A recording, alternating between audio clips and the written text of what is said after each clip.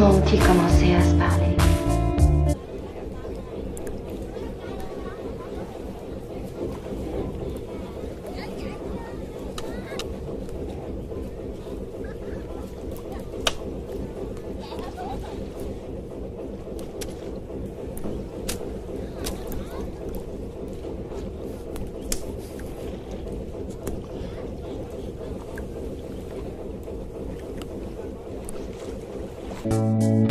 Comment ont-ils commencé à se parler?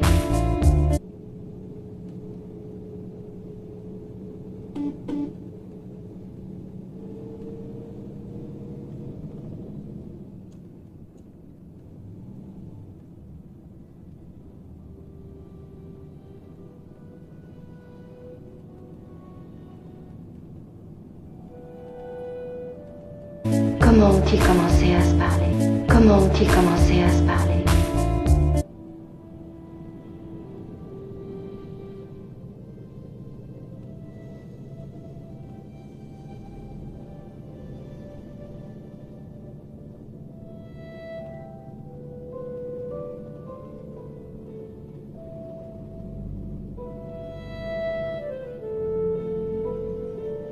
Commencer à se parler.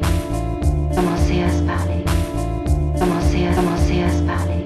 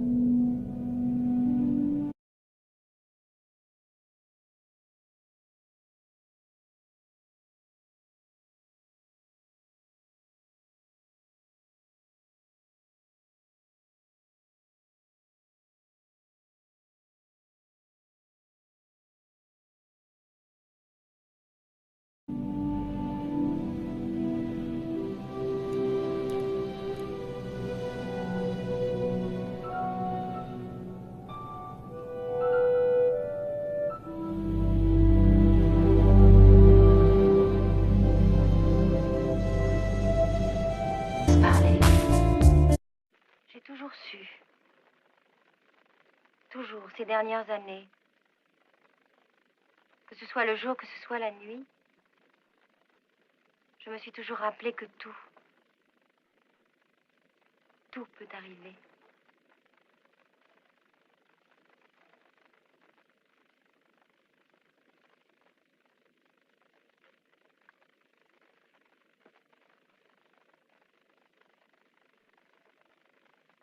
Je vous en prie. J'aimerais en savoir encore un peu davantage, même si vous n'êtes pas sûr de le savoir très bien. Même si vous devez l'inventer. Vous savez, ils se rencontraient dans une maison isolée, au bord de la mer. Ah oui? C'est à l'abri du vent. Il fait chaud l'été. Il faisait chaud l'été où ils se sont rencontrés pour la première fois.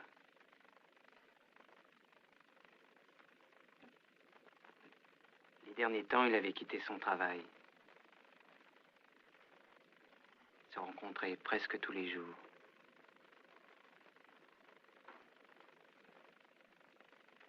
C'était devenu comme leur maison. Ils ne savaient pas avant d'y aller qu'ils en viendraient si vite où ils en sont arrivés. Comment ont-ils commencé à se parler? Comment ont-ils commencé à se parler? Comment ont-ils commencé à se parler? Eh bien, voyez-vous, il habitait une maison, entourée par un grand jardin, fermé par une grille. Et quelquefois, le soir, surtout à cette époque-ci de l'année, lorsque son enfant et son mari dormaient, elle allait se promener. Elle allait jusqu'aux grilles, elle regardait la rue. Elle allait, elle venait. C'est une femme qui dormait mal. Comment ont-ils commencé à se parler? Le quartier qu'elle habitait était très calme, surtout le soir. Il y avait juste quelques passants, bicyclés. C'est tout. On se demande d'où ça peut venir. On se demande d'où ça peut venir. Se parler. Se parler. Il était venu. C'était lui, à l'arrière, cette forme à peine visible, qui ne faisait aucun mouvement, terrassée. Elle était accoudée au bastingage, comme la première fois sur le bac. Elle savait qu'il la regardait. Elle le regardait, elle aussi.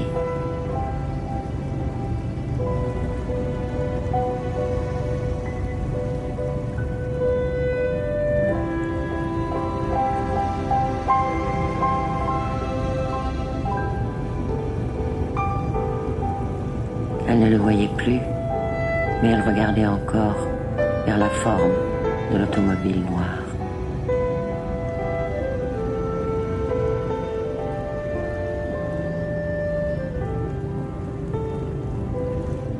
À la fin, elle ne l'avait plus vu. Le port s'était effacé. Et puis la terre.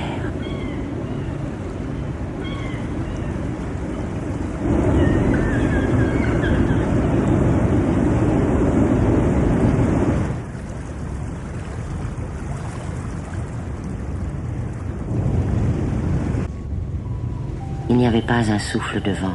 Et cette nuit-là, la musique s'était répandue partout, dans le paquebot noir, comme une injonction du ciel, comme un ordre de Dieu dont on ignorait la teneur.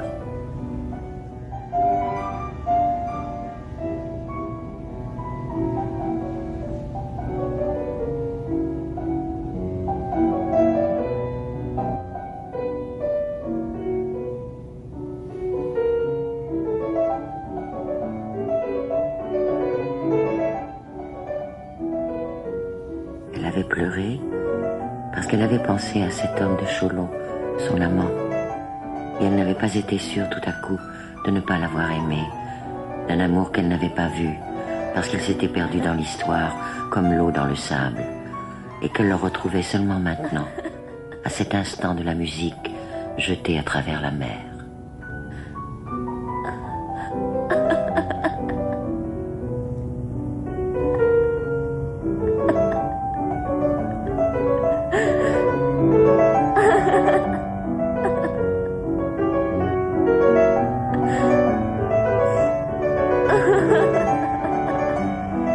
Des années après la guerre, après les mariages, les enfants, les divorces, les livres, il était venu à Paris avec sa femme. Il lui avait téléphoné. Il était intimidé. Sa voix tremblait. Avec le tremblement, elle avait retrouvé l'accent de la Chine. Il savait qu'elle avait commencé à écrire des livres. Il avait aussi appris la mort du petit frère. Il avait été triste pour elle. Et puis, il n'avait plus su quoi lui dire. Et puis, il le lui avait dit. Il lui avait dit que c'était comme avant, qu'il l'aimait encore, qu'il ne pourrait jamais cesser de l'aimer, qu'il l'aimerait jusqu'à sa mort.